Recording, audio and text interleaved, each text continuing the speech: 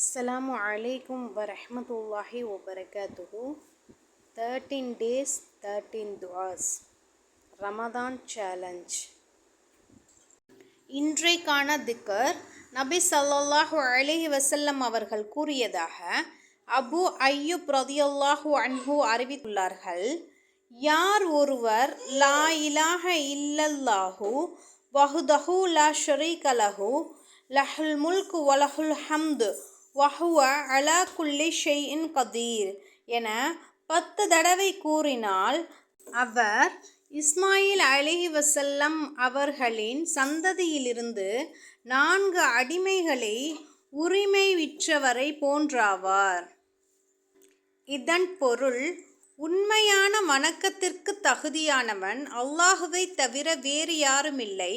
அவன் தனித்தவன், அவனுக்கு யாதொரு இணையுமில்லை.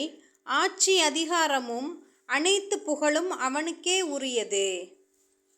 அவன் யாவற்றின் மீதும் ஆற்றலுடையவனாக உள்ளான். அஸ்ஸலாமு அலைக்கும் வரஹ்மத்துல்லாஹி வபரகாத்துஹு.